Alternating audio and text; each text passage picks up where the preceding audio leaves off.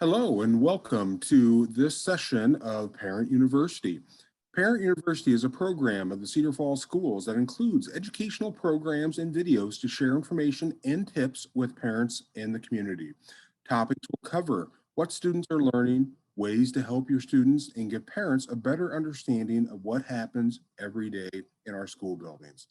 We hope parents gain an understanding and confidence and become more engaged in the programs and our larger community. This session of Parent University is regarding our virtual campus and the work that we have been doing over the last year and longer. Today, our guest, very excited to have Ms. Tara Estep, Executive Director of Enrichment and Special Programs. Welcome, Tara. Thank you. I'm so happy to be here. So, one of the first questions that I think people a lot of times assume with our virtual campus is the pandemic kind of caused us to refocus, to relook, and then start a virtualized campus. However, that work had started well before the pandemic began. Can you describe a little bit of the history and the background? Sure. Yes, you're exactly right. So last school year, I was hired to help focus on several initiatives and programs, and one of my tasks being to help create a vision of online learning in Cedar Falls. So I was excited to be able to assemble a task force of great K-12 teachers and leaders and help develop that vision that led us to three major components that we wanted for online learning in Cedar Falls. And the first was that to be able to provide multiple pathways of learning and expanded opportunities for our students. Second, to provide equitable experiences to the in-person students. And third, being able to be flexible and providing those flexible options. So we quickly adopted a framework. This was all pre-pandemic for quality learning through Quality Matters, or what we call QM. We to QM to help provide the best practices in virtual learning course design, like engagement and assessment and accessibility for students. We felt that if we were to merge those QM standards, the best online practices, coupled with what we know is great in Cedar Falls curriculum and resources, we would then be able to provide that exceptional online learning experience. So based on that, then we had identified a few people that were going to take the lead on that development and create a few courses that were planned to roll out during this year. Then COVID changed those plans quickly. So rather than beginning our year with a few high school courses, we created a K-12 virtual campus for over 900 students that started in August. And again, now that we are basically halfway through the school year, that we are into the second semester, it's amazing how well that's gone.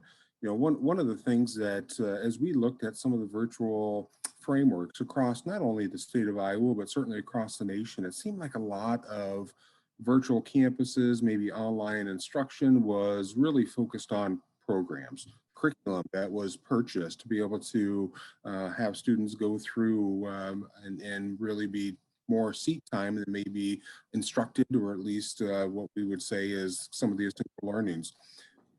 That's not our virtual campus. Can you kind of describe how our virtual campus runs? Sure, absolutely. You know, it would have taken much less preparation, much less organization to have purchased a program or used a third-party vendor for our online experiences for students, but we knew that that wasn't best practice. In Cedar Falls, we really like to say that we focus on people and not programs. And so really chose to invest into our teachers and into our students. So we stood firm on that belief that we wanted to provide an equitable experience for our virtual students of that our in-person students had. So that meant that we're pretty unique in Cedar Falls, and that our campus is staffed by virtual Cedar Falls teachers, and and our students are engaged in the same essential learnings as the in-person peers. So we worked really hard to create a scaffold that supports for students in this environment. For instance, we knew that our elementary students would need a virtual classroom with peers and a teacher, so that's how we set it up. K-6 students are assigned a teacher in a classroom very similar to how they would experience that in person. And that classroom is live most of the day, and students have all of their classes then via Zoom with their teacher.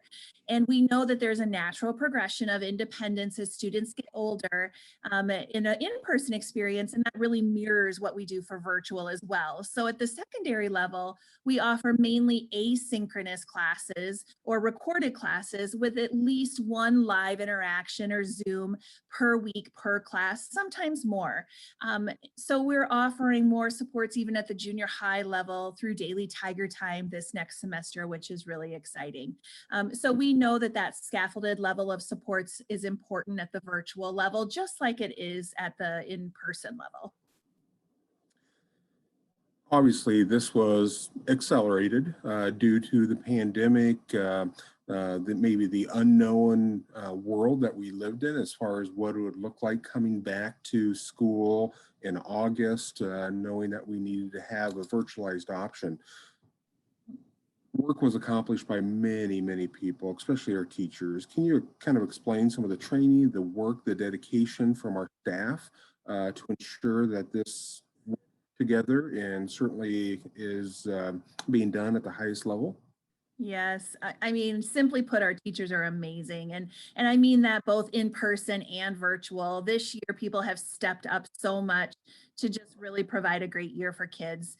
At the virtual level, many of our teachers found out that they were going to be a virtual teacher just a couple weeks before school started.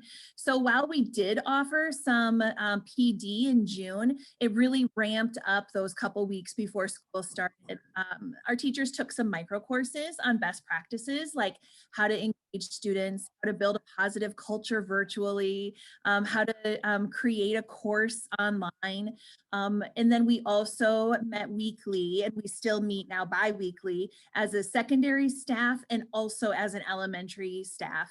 I often joke that we're building the plane while we fly, but we truly are. We're really learning by doing, and we've used a lot of great resources out there, like Fisher and Fry and Hattie in the development of the campus. But really, we're leaning on what we're learning as we're doing this, and leaning on that teacher expertise. And it's been remarkable to see what they have accomplished in such a short amount of time. Amazing. We say quite often that we've got the best staff in the world for what they do for kids each and every day. And again, proven with the work through this virtual campus and what we're doing in person with the remaining students in our district. You mentioned some of the transitioning. We're starting the second semester, looking at the second half of the school year. You talked about some of the Tiger Time at the junior high. What are some of the short-term goals for the virtual campus as we look over the next 3 to 6 months? Yeah, the more we know, the better that we need to do. And so this has been a learning experience for all of us. I couldn't be more excited and pleased with, like I said, what our teachers have done. At the campus, we're adding another level of support to junior high, like I said, by having that daily Tiger Time, similar to what they experience in person. We're also continuously, I would say, looking at providing more SEL, social emotional learning opportunities for our campus students and families, and we know that that social engagement is an area that we want to improve on. So at the elementary level, we're providing daily morning meetings and guidance lessons, and at the secondary level, we're looking at how to add in clubs and virtual activities for students to participate in. Really exciting as we look at the second semester and really, as you've talked about, always reflecting, learning on what we've done in the past, continue to get better into the future, and as you said, kind of build that plane as we fly, but also to make sure that it's flying in the right direction, which is really exciting. So long term, as we now look into the future and you start talking about the virtualized environment that we're able to create, and we're kind of have all somewhat gotten used to a little bit during this pandemic. You believe online learning, virtualized learning will continue to have a role in public education? In I guess to couple that, in what ways and maybe in what ways in Cedar Falls? Yes, absolutely. I believe that there is a place for virtual learning in K-12 education. While this platform may not be for everyone, we have found that it works really well for some of our students and families. So I see us continuing to offer this virtual experience for students, and I see the campus continuing to evolve based on the needs that our students show. We've recently been approved to become an online provider in the state of Iowa, which is really exciting. Because of the work that we've done, we're in a position to provide that exceptional learning experience for our students. And other districts are taking note too. I've had conversations with lots of other districts wanting to learn from what we're doing here. So I think that it's an ongoing learning process for all of us. It's exciting. We're going to continue to evolve and to vision into the future for what it can hold. Virtual learning can be in Cedar Falls, but there's definitely a place for it for sure. One of the things, and again, it's a testament to your leadership and work as you walked through this process you talked about being an accredited online approver or being approved as an online provider within the state of Iowa. It appears that even the Department of Education has passed our name on to other districts. You talked about discussing with other districts. What have those conversations been about as we look to be really a model of what it looks like to be a good online provider with good pedagogy, good strategies, good for students? Yeah, it's been exciting. I just got off the phone this morning with another district, and their questions are just how are we doing it? How are we making it work? And the number one thing is like how I started this off. We really are investing in our people and programs, and so we know what's good for kids, and it can be good for kids virtually or in person. And so what we may need to adjust how we deliver what's best. We can do that, and that's been super exciting. And yes, our name has been passed on even by the department to other districts as a leader in this work. And I think being able to have that start prior to the pandemic, knowing that we were already visioning for this and already talking about that there is a place for it in Cedar Falls, and being able to offer this as an opportunity for our students, we were in a position to be able to say we have our beliefs in place. We knew what we wanted for kids, and then we got in there and created it very quickly, and it's still continuing to be evolving, but we're doing it, and it's been a lot of fun too. Well, what an exciting time, especially as we look to how do we meet students where they're at? How do we ensure that students with their learning styles can always find their passion and purpose and be able to match up their essential skills and learning with maybe something that they can showcase and highlight. And online learning provides that. Like you said, it's not for all students, but certainly for students across our 5,600 students that we serve, it's going to meet some of those needs. And we know it's been a program and a virtual campus that came together quickly, but in a way that is unbelievable, and the impact it's having is fantastic. Again, this session of Parent University was on our virtual campus. Mrs. Estep, thank you for your leadership and all that you've done. Thank you for our staff. And again, I would be remiss without saying thank you for our parents and our students who signed up for this, have walked really side by side with us through this process as we continue to refine and move towards the future. Before we end this session of Parent University, anything else that you'd like to add, Mrs. Estep? No, I appreciate too, just our community and their partnership, and we just have the best students, families, and staff, and it's a great place to be, whether in person or virtual. And as you said, with partnerships, we are a community that can do something like this because of Cedar Falls Utilities, because of even the partnership with Channel 15 to do something like a Parent University to continue to get the information out there. So partnerships are strong, our community is strong, and certainly our future is strong when we look at all the possibilities that we can create and make out of this. Thank you for watching this session of Parent University. We appreciate you tuning in, and until next time, we wish everybody a happy spring.